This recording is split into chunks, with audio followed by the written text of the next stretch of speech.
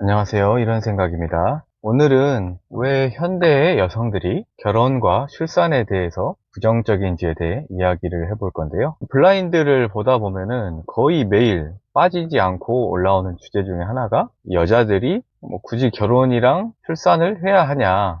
결혼은 그렇다 치고 출산의 경우에는 특히나 여자들에 대해서 불리한 거 아니냐, 이런 식의 글들이 올라옵니다. 그래서 그 댓글들을 보면은 일단 남자들 같은 경우에는 반응은 당연하죠. 거의 대다수의 남성분들은 아니, 출산은 사랑하는 사람하고 해서 하는 건데 왜 그게 불만이냐, 그리고 이거는 인간의 당연한 본능인데 왜 그걸 이해 못하냐라는 게 대다수의 남성의 반응이고, 여자들 같은 경우에는 소수 의견이 그렇습니다. 사랑하는 사람과 이세를 낳는 거는 당연하다라는 게 소수 의견이고, 거의 대다수의 여성들이 왜 결혼하고 애를 낳아야 하냐, 애 낳으면 여자 몸 망치고 커리어도 망치고 다 안 좋다, 이런 식의 주장이 올라옵니다. 근데 그 댓글들을 보면은 그냥 당연하게 본능이니까 여자도 출산을 해야 된다? 약간 이런 뉘앙스의 말들을 하시는 분들이 계신데, 사실 그거는 우리의 본능에 대해서 제대로 이해하지 못한다는 생각이 들어서 왜 여성들이, 특히나 현대 여성들이 그런 불만을 가지는지에 대해서 제가 설명을 한번 해보도록 하겠습니다. 지난번 영상에서도 말씀드린 것처럼 이 결혼이라는 제도 자체는 남성이, 정확하게는 뛰어나지 않은 유전자를 가진 남성이 높은 확률로 자신의 유전자를 후세에 전파하기 위한 그런 제도로서 만들어진 게 결혼이거든요.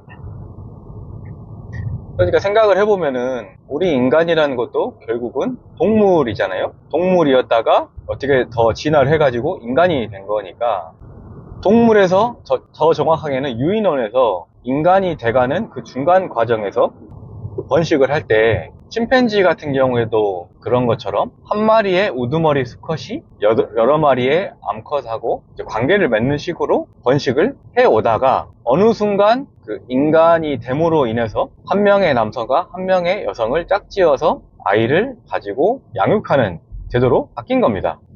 그러면 왜 인간만이 그렇게 한 남성과 한 여성이 짝을 짓는 걸로 바뀌었느냐라고 하면은, 인간은 다른 동물들하고 다르게 이 두뇌가 굉장히 발달되어 있잖아요. 그러니까 그 말은 두뇌의 크기가 크다는 말입니다. 그러면 생각해 보면은 혹시나 사슴이나 소, 원숭이 이런 애들이 출산하는 영상을 보신 분들이 계신지 모르겠지만은, 그런 영상들을 보면은 거의 대다수의 동물들은 길쭉하면서 얼굴이 굉장히 작거든요. 간단하게 사슴이랑 소만 떠올려 봐도 거의 목이랑 그 얼굴의 두께랑 비슷한 그 두께로 해가지고 출산을 합니다. 그러니까 그 어미 입장에서는 출산하는데 부담이 없죠. 그래서 그러한 동물들의 새끼들은 태어나자마자 바로 걸어 다닐 수 있습니다. 왜냐? 충분히 배에서 자란 뒤에 출산이 되기 때문에 바로 걸어 다니는데 부담이 없는 반면, 인간의 아기 같은 경우에는 머리가 너무나 크다 보니까 머리가 완전히 큰 상태, 더 정확하게는 걸을 수 있을 정도의 상태까지 배에서 품고 출산을 했다가는 높은 확률로 산모가 죽을 수밖에 없습니다. 그러겠죠. 그 좁은 곳을 뚫고 그 아이의, 1살 정도 된 아이의 머리가 나온다고 생각하면은 피바다가 되는 거는 당연하게 생각하실 수 있을 겁니다. 그러니까 인간 같은 경우에는 머리가 커짐으로 인해서 아이를 출산할 때 아이가 다 자라지 않은 상태에서 출산을 할 수밖에 없게 된 겁니다. 높은 지능을 비용으로 지불하는 대신에요. 그러니까 이 야생동물 한번 떠올려 보시면은, 침팬지는 우리가 많이 접하지는 못하니까 야생 고양이를 한번, 길고양이를 한번 생각해 볼까요? 여러분들은 길고양이가 아빠 고양이랑 같이 그 새끼 고양이가 다니는 걸 보신 적이 있으신가요? 당연히 없죠. 왜냐? 거의 절대 다수의 동물들은 남성, 그러니까 수컷은 그냥 그 DNA 반쪽만 암컷한테 주고 출산이랑 양육을 온전히 암컷이 다 합니다. 그런데 왜 동물들은 그게 가능하냐? 말씀드린 것처럼 동물들의 새끼들은 태어난 지 몇 시간만 지나면은 자기 스스로 걸어 다닐 수가 있기 때문에 그나마 어미의 관심이 덜 해도 컨트롤이 가능합니다. 그런데 인간의 아기 같은 경우에는 스스로 걸어 다닐 수 없는 기간이 1년 정도 되고, 그리고 그것보다도 더 지나야지 스스로 이제 몸을 제대로 가눌 수 있기 때문에 어미가 아이를 가만히 놔두고 먹이 활동을 할 수가 없습니다. 그런데 이 예전 동물의 방식대로 번식을 하다 보면은 수컷은 한 마리인데 암컷이 여러 마리잖아요. 그러면은 동시에 보통 동물들은 발정기라는 게 있으니까 거의 동시에 임신을 하게 되고, 만약에 그렇게 되면은 이 한 마리의 수컷이 이 많은 암컷을 다 먹여 살려야 되는데 그거는 물리적으로 불가능하죠. 그러니까 인간은 어쩔 수 없이 이 여성의 입장에서는 원래 우두머리에 가장 좋은 유전자를 받지 못하는 대신에 자신의 그 DNA를 가지고 있는 아기가 생존할 수 있도록 도움을 줄 수 있는 DNA가 조금 떨어지는 수컷을 받아들이는 거고요. 수컷 같은 경우에는 원래는 자기 자신의 먹이 활동만 하면 됐었는데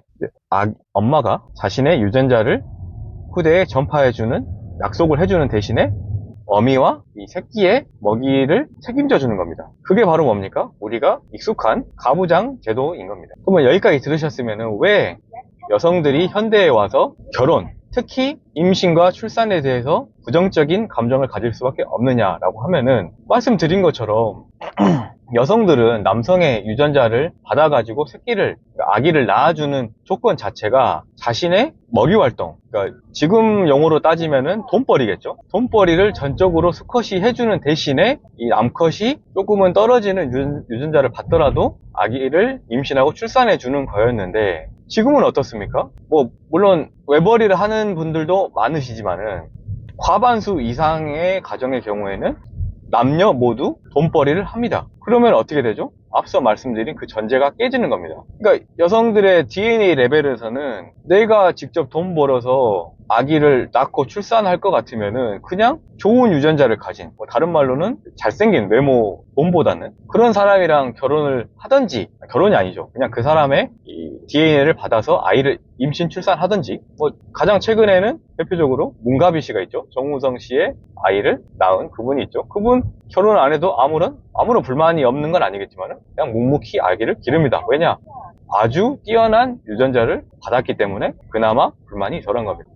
아니면은 그냥 차라리 말씀드린 것처럼 자신과 아이의 양육을 금전적으로 도와줄 수 있는 부자들이랑 결혼을 하면은, 그러면 이제 불만이 없겠죠. 왜냐? 말씀드린 그 전제가 성립을 하니까. 그런데 지금 같은 경우에는 여성의 권리가 신장이 되고 여성들도 직장을 가지게 되다 보니까 여성들 입장에서는 당연히 불만을 가질 수밖에 없게 되는 겁니다. 그러니까 사람들이 부정하고 있지만은 단순히 출산율만을 올리는 정책을 편다라고 하면은 여성의 인권을 낮추는 게 가장 효과적입니다. 근데 이거는 말씀드린 것처럼 단순히 출산율만을 고려했을 때의 정책이기 때문에 당연히 현실에서는 적용이 불가능하겠죠. 그런데 어쨌든 여성 권리를 신장함과 동시에 출산율을 높이겠다는 말은 다 거짓말입니다. 더 정확하게는 인간의 본능을 제대로 이해하지 못한 정책이라고 볼 수 있는 것입니다. 여기까지 왜 현대 여성들이 출산에 대해서 부정적인 감정을 가지고 있는지에 대해서 이야기해봤습니다. 오늘도 영상 시청해주셔서 감사합니다.